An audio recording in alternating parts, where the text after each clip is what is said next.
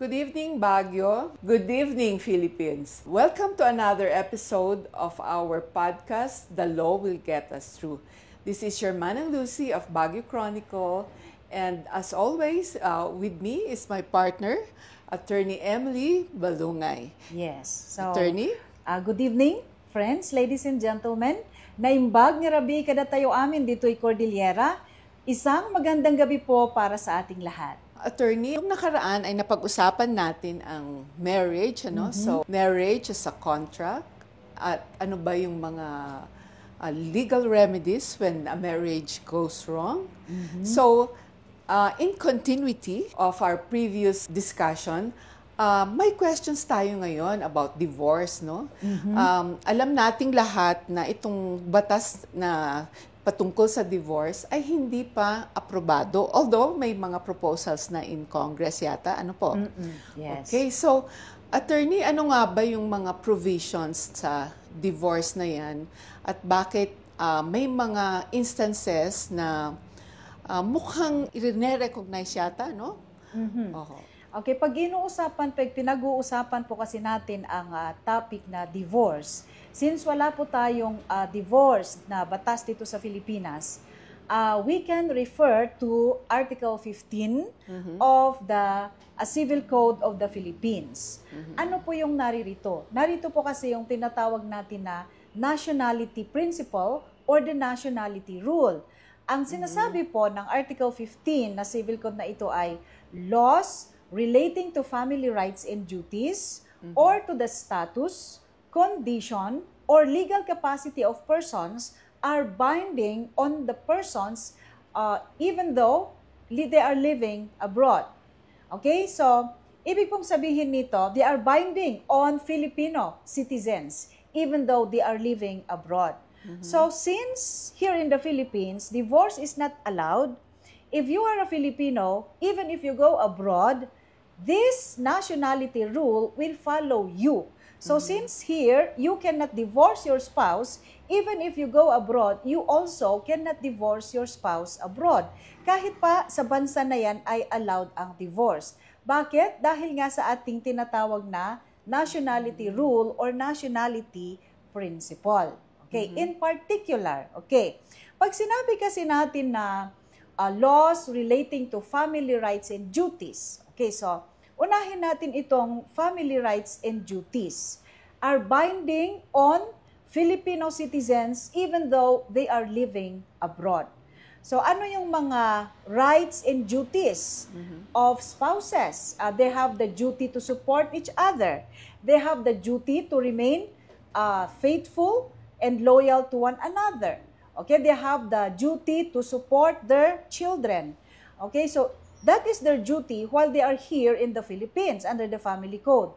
Pagpunta po nila sa abroad, that is still their duty and their rights. Kaya hindi mo pwedeng sabihin na Pilipino ako pero nandito na ako sa Amerika o nandito ako sa Japan or any part of the world. At sabihin mo na hindi na ako covered sa Philippine law. Yung aking rights, I am no longer bound to that. Hindi po ganon. Because of the nationality rule na nakasaad po sa ating Article 15 ng Civil Code. Okay, pag sinabi po natin na status, okay? The status of Filipino citizens are governing them still even if they are are living abroad rather. Dahil ang status po natin is, let's say, you are married here in the Philippines, pagpunta po natin sa abroad, you will still be carrying that status of being a married individual. So, hindi po natin pwedeng sabihin na pag nandun ka na sa Amerika or sa ibang panig ng bansa, sabihin natin na married ako sa Philippines, but here I am free. So, I can marry again. Hindi po natin pwedeng gawin iyon because, sabi po ng Article 15 ng Civil Code, okay, you are governed by the Philippine law even if you are living abroad. Okay. So, may mga instances din kasi, attorney, na we have Filipinos who are married to foreigners, ano? Okay. So, yung batas ng Pilipinas applies to the Filipina. Oo. But the American, kunyari American or Yes. ibang nationality, na kung saan siya nanggagaling ay inaalaw ang divorce. And if at some point in their married life, one of the spouses, let's say the foreigner, goes back to his country and applies for divorce and is granted a divorce. How do we treat it in the Philippines po? Paano yung Okay. marriage na yan sa Pilipinas? Good question, Manang Lucy. Marami po tayong ganyan na katanungan. Okay? So, ganito po yan. Pag from the start, okay, at the outset, yung nag-asawa ay isang foreigner at isang Filipino, yan po yung tinatawag natin na mixed marriage. And meron po tayong provision doon po sa ating family code, particularly doon po sa Article 26, Paragraph 2. Okay? Ano po yung sabi dito sa Paragraph 2? Okay, sabi po niya, where a marriage between a Filipino citizen and a foreigner is validly celebrated abroad, okay, and a divorce is thereafter validly obtained by the foreigner, then the Filipino spouse who is left here in the Philippines is likewise given the capacity to remarry. Kasi unfair naman po yan na yung asawa niyang foreigner na umuwi na sa kanilang bansa which allows divorce. So, na-i-divorce na niya yung kanyang asawang Filipina, for example. And in fact, nakapag-asawa na siya ng iba doon sa America or any part of the world. Eh dito sa Philippines, paano yung asawa niyang Filipino na naiwan, di ba? So under Article 26, Paragraph 2 ng ating Family Code, ang sabi po dito ay, since the divorce decree is obtained by the foreigner spouse, then the Filipino spouse is also allowed to remarry. Okay, that because from the outset, as I have earlier said, we have here a mixed marriage. So, paano kung yung mag-asawa from the onset ay both Filipinos? Yeah, paano yun? So, hahabulin pa rin nila yung sinasabi mong nationality rule? okay. Yes. So, titignan natin yung nationality rule will apply to them both because they are Filipinos. Ang sabi natin, if you are married here in the Philippines, even if you go abroad, you will still be married. Okay. Ngayon, pag yung isang Filipino ay pumunta sa abroad, nag-obtain ng divorce decree, paano naman itong Filipino spouse na naiwan? Nangyayari po kasi ito kalimitan pag yung mga may kayang Filipino ay pumupunta sa ibang bansa and nag-obtain po sila doon ng naturalization. So, they obtain the nationality of that of the citizens in that country. So, since they obtain the nationality of that country, then ang mangyayari po niyan, kung allowed ang divorce doon, being nationals of that country, since naturalized na nga po sila, di po ba? So, they can also obtain a divorce decree. So, pwede nila ngayong i-divorce yung asawa nilang kapwa nila Pilipino na naiwan dito sa Pilipinas. Tanong, paano yung naiwan na yes, spouse? Paano yung naiwan na spouse na Filipino? Okay. For decades and decades, ang decision po ng ating Korte Suprema dyan ay, yung naiwan na Filipino dito, still cannot remarry. Dahil hindi po natin nire-recognize yung divorce decree obtained by the fellow Filipino who went abroad. So, our jurisprudence on the matter has been that. Palaging ganon.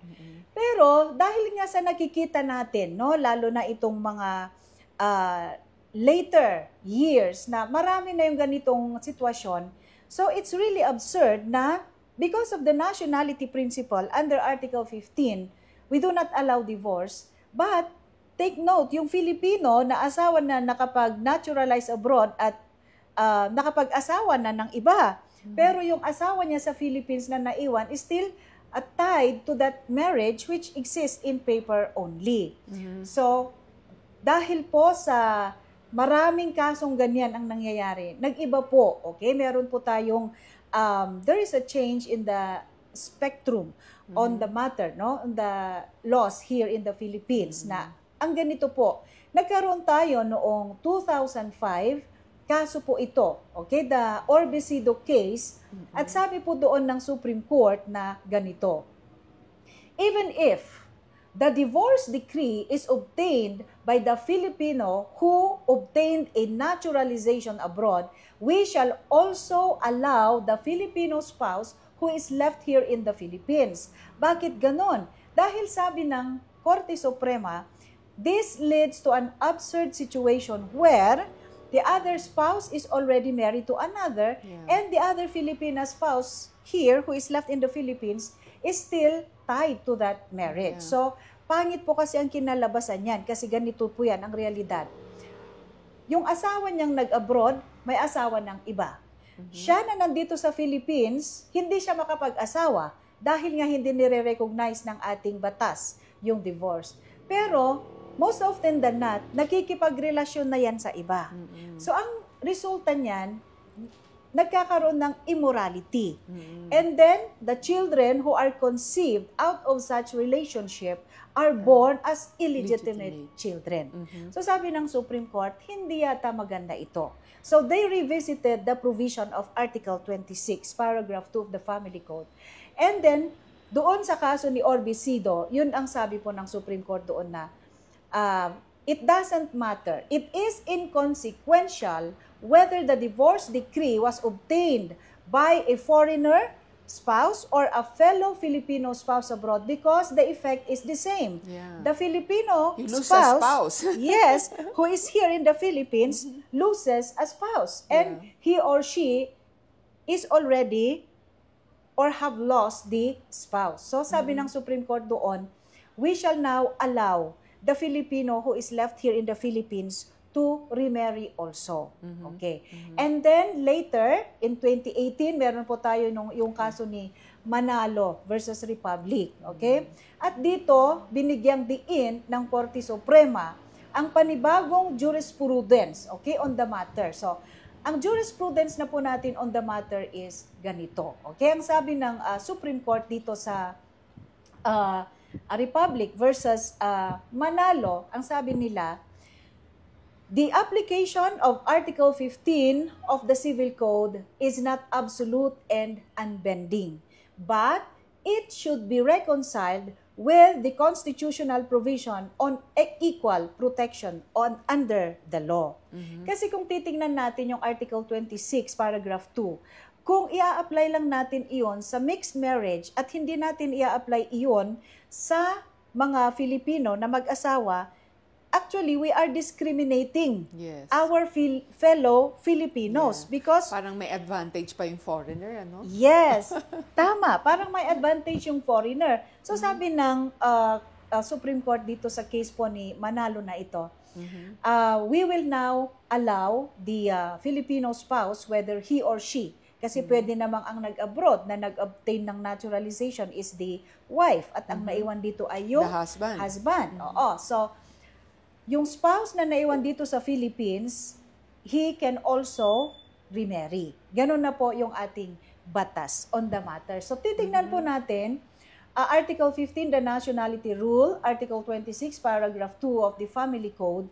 Kung titingnan natin, strictly interpreting these laws that we have in our land, wala talaga tayong divorce. So, we will not allow or we will not recognize that divorce. But because of this jurisprudence, dito na po nagkaroon, okay, na amend yung provisions na ito ng ating batas. And if you will ask me, is that possible?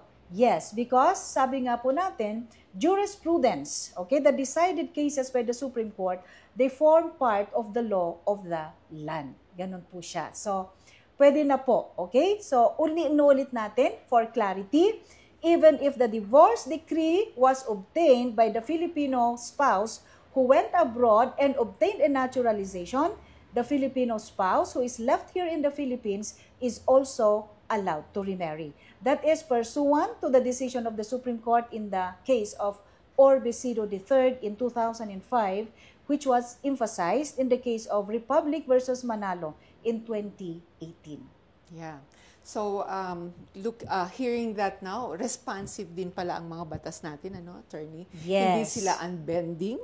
Kasi nasabi mo, where it is reasonable and is just to make changes, ginagawa rin pala ng ating mga manggagawa ng batas. Mambabatas pala, sorry. Precisely. Yes. That is why we say that our laws are evolving to cater to the changes of time. Ganon. Kasi nakita natin na dumadami na po kasi yung ganong senaryo. Marami yung nag-abroad na Filipino, nag-obtain ng naturalization, and then they are divorcing their Filipino spouse. Spouses. Ganon. Attorney, I just have a side question, no? So, given that they were able to get divorced from another country, and sa country na yun, it also requires the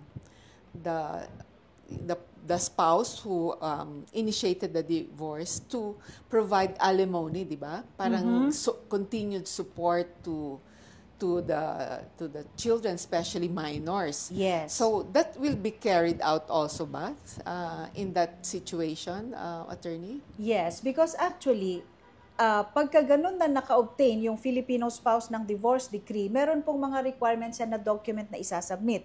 So like, it has to be proven in court.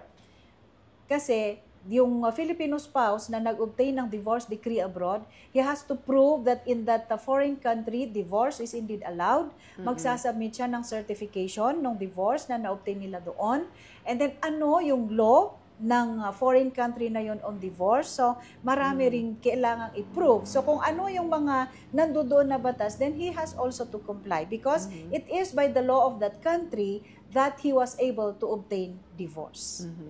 So, kasama na doon yung mga support to to the other part of the family that got left behind. So, that's good to hear, attorney, no? So, ngayon naman, attorney, yung mga, let's say, in situations where nauna yung nakipagrelasyon na, yung naiwan na spouse, no? So, and had children already prior to the laws allowing her or him to remarry, ano yon, mapapalitan din yung status kasi originally nagiging illegitimate children sila, no? And then when they are already allowed to remarry, retroactive ba yon na nalilegitimize yung yung mga children prior to them being allowed to remarry? Okay. The answer there, unfortunately, would be in the negative because the conception of the child was within the marriage still because it was still prior to the obtaining of the divorce decree. So, they're still married. They're still spouses. So, kung yung babae na naiwan dito sa Philippines ay nag-anak, nakipagrelasyon sa iba, nagkaroon sila ng anak, of course, because that is conceived outside marriage, then that is illegitimate.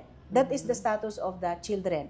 Now, pag halimbawa, sabihin natin na ito na, yung divorce decree, nag-obtain yung Filipino spouse ng divorce decree. Okay, your question Manang Lucy is, yung bang illegitimate children na yon, will they be legitimized? Hindi po pwede. Because yung legitimation po na sinasabi natin, mag-work lang po iyan if during the conception of the child, the woman is single, the husband is single, there is no legal impediment, so to speak, between the two. But in that case, since the conception happened during the subsistence of the marriage, then the status of the child that was conceived during that period will be illegitimate, and that will remain to be illegitimate, even if eventually the Filipino spouse will obtain a divorce decree abroad.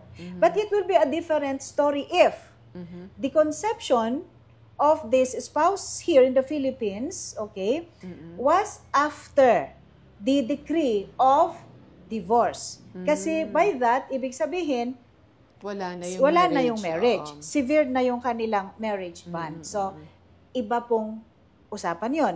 Yung magiging anak niya doon sa magiging partner niya will become legitimate if they will later on marry.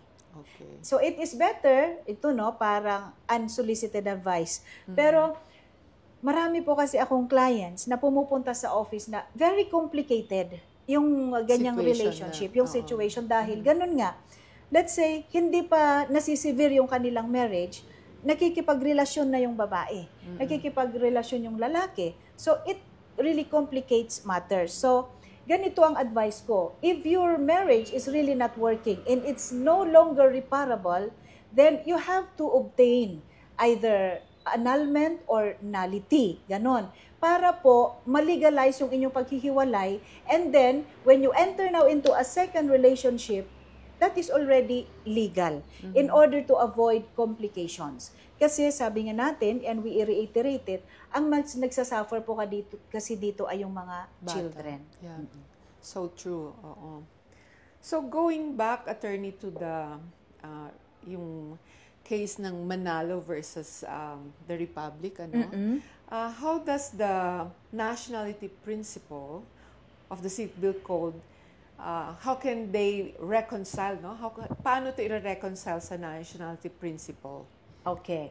So, as I have mentioned earlier po, doon po sa case ni Republic versus Manalo, the Supreme Court said that the provision of Article 15 of the Civil Code should not be applied in isolation because this is not absolute and unbending, but it has to be reconciled with the constitutional provision on the equal protection of the law. So, dapat, kahit na parehong Filipino yung nag-asawa from the start, we will still apply Article 26, Paragraph 2. We will still honor the divorce decree obtained by the Filipino spouse who obtained naturalization abroad.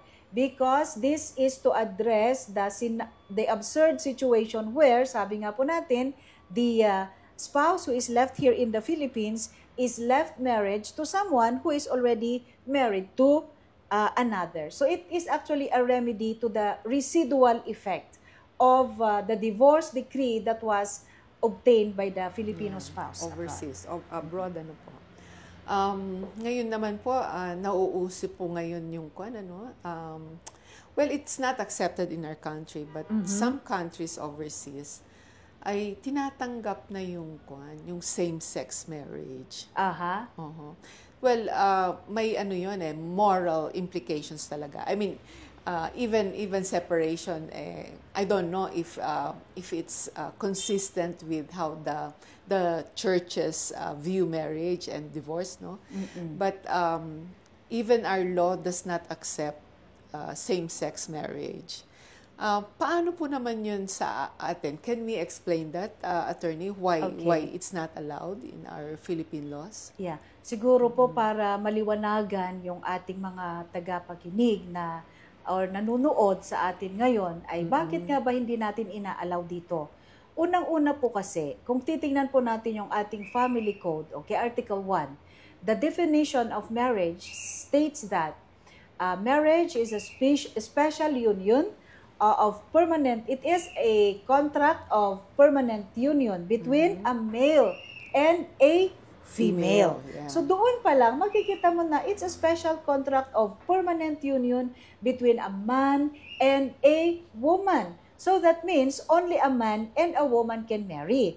Furthermore, doon po sa Article 2 of the same law, the Family Code, okay, nakasaad po doon na there shall be no valid marriage unless the following essential requisites are present. At ang pinakauna pa doon sa essential requisite po ng marriage is the legal capacity of the contracting parties who should be a male and a female. So yung provision sa Article 1, this is actually reiterated in Article 2 of the Family Code where it is stated that there is no valid marriage unless the contracting parties are male and female. So, yun po yung basihan natin kung bakit po na hindi natin ina-allow ang same-sex marriage dito sa Philippines. Okay, before I forget, Manang Lucy, since we are on marriage, ang isa sa pinaka controversial din na issue dito is ganito because we have a lot of clients na pumupunta sa office at sabi nila, yung boyfriend daw nila, niloko sila. Na after na binigay nila yung kanilang virtue, ay iba ang pinakasalan ng boyfriend. Okay, so ang tinatanong sa akin ay, attorney, meron ba akong habol? Pwede ko bang kasuhan yung lalaki? Yeah. Lalo na pag nagkaanak, ano, attorney? Yes, lalo na kung may anak sila. Oo, Nga naman oo. at iniwan. Okay, Oo. so ganito po yan. Pupunta tayo doon sa question na, is breach of promise to marry an actionable wrong? General rule, the answer is no. Okay, that's the general rule. Because the breach of promise to marry is not actionable. So kahit na boyfriend-girlfriend, and then kahit na sinurrender ni woman yung kanyang virtue, and then later on, hindi sila ang nagkatuluyan, hindi niya pwedeng kasuhan yung lalaki. Because whatever happened between the two of them, ang sasabihin lang po ng korte dyan is, it is the action or the act of two consenting adults. Yeah. Ganon. So, kailan nagkakaroon ng habol ang babae? Okay? In instances where there was deception, there was damage, or let's say, qualified seduction, sabihin natin ganon. Like, for example, magbibigay po ako ng halimbawa para po mas madali po nating mas maintindihan. po natin. Yes, like yung tinatawag natin na yan na if there is deceit, din pwedeng humabol yung babae na iniwan ng kanyang boyfriend. Meron tayong old case nito, and I'm sure the law students who are watching here, or my the fellow lawyers, no, the legal minds, ito yung case ni Pe versus Pe. Nakakatawa naman kasi ito because ang nangyari dito, si Alfonso Pe, in the guise of wanting the girl to teach him how to pray the rosary, he frequented the house, the family of this girl, until they developed an amorous relationship. So, kung makikita natin doon, there was deceit because in the guise of asking the girl to teach him how to pray the rosary, okay, ang purpose pala noon, ang purpose niya sa pagpunta doon is actually to make the girl fall in love with him. And so, they entered into sexual relationship. And sabi ng Supreme Court doon, liable si Alfonso Pe ng damages because he is a married man. Okay? So, there, makikita natin na there was deceit. So, damage was suffered by the family. Okay? Another case, we have this famous case of Wasmer versus Velez. Ito naman, all the preparations were already prepared.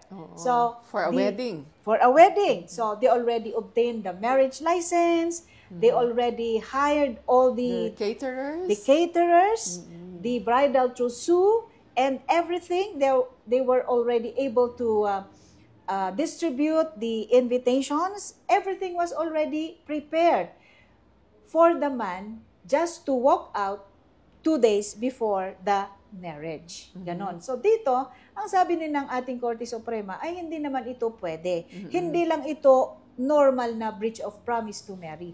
Pero sa sitwasyon na ito, sabi ng ating Korte Suprema, may damage. Imagine ba naman yung they have already spent so much with all the publicity, so all the guests are already ready, the principal sponsors, and then just for the man, okay, to back out. To walk out. Yeah, to walk out from the marriage, no? And another important case dito is we have the case of Baksh versus Court of Appeals. We have here an Iranian, no, a foreigner student who courted sabihin na natin, a barrio young lass, who is someone who is of good reputation. Sabihin na natin yung from the barrio na very conservative, innocent.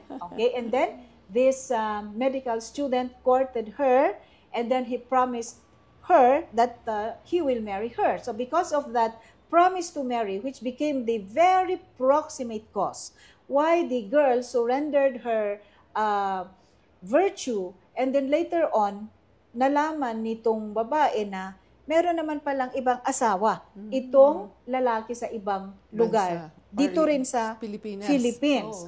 So, dito, sabi ng Supreme Court, ay meron din itong damage na nangyari. Because the breach of the promise to marry here, sabi ng Supreme Court, is the proximate cause or reason why the woman surrendered her virginity to the medical student who is a foreigner. At ang maganda dyan, sabi ng Supreme Court, yun ang naging decision ng Supreme Court kasi sabi ng Supreme Court, we should not allow these foreigners to be prying on our Filipino women, to exploit our Filipino women. Ganon. So, pero another advice by the Supreme Court in that case is this also. Kasi doon kasi sa kaso, pumayag yung parents nung babae na makipag-live-in yung kanilang anak na dalaga doon sa lalaki. So sabi ng Supreme Court, the Supreme Court took the chance in that particular case to remind parents of their duties and responsibilities to protect their own children, especially their daughters, so that as much as possible, teach them and help them to preserve their virtue until such time that they will really get married to their future spouses. So maganda yung advice ng Supreme Court doon. And last, okay, before I will forget, ano pala ang pwedeng remedy nung sabihin na nating dalaga, na dalaga siya, binata naman yung lalaki, pero hindi talaga sila meant for each other, sabi natin. There is no damage, there is no deceit, pero nagkaroon sila ng anak. So, pwede namang humabol itong babae na ito ng support para sa kanyang anak. Okay, ang tanong dyan kalimitan is, kahit hindi sila mag-asawa, may right ba yung babae? Yes. Pwede kasing pumasok yan. Kung ayaw magbigay ng support yung lalaki, pwede po yung pumasok sa criminal case ng economic abuse under Republic Act 9262 or the Anti-Violence Against Women in Their Children. So, by withholding support. Yes. And that can amount to economic abuse. So, pwede pong humabol yung babae ng support doon sa lalaki. Or pwede rin kasi yan papasok sa child abuse, mga ganyan. So, the woman has a lot of remedies naman na pwede siyang, para ihabol niya yung kanyang anak para suportahan yan ng lalaki. So, ito naman ay reminder sa mga kalalakihan na kahit yung inyong naging ex-girlfriend ay hindi nyo nakatuluyan, pero nagbunga ang kanilang anak. Obligado pa rin kayo. Obligado pa rin kayo to give them support. Okay? Not only legally, but it is also a moral duty on your part to support your children. Kasi paglaki ng mga iyan, kung sila magiging abogado, o magiging doktor, okay? Baka ihabla pa kayo. Yeah, which reminds me, attorney, may prescription period ba? Kunyari, okay, hindi nga nagkatuluyan yung example na yan, ano? So, not meant to be. So, there was no fraud naman, walang deception or ano. At sila'y tanggap nila na they're not for each other. Yes. Paano kung hindi humabol kaagad yung it's usually the woman who takes care of the child. Hindi humabol ng support for a certain period. May ano ho ba? Kung nalampas na ba ng 5 taon, 10 taon, wala na. Okay. Ganun ba yun? Wala namang prescriptive period for the woman to ask support.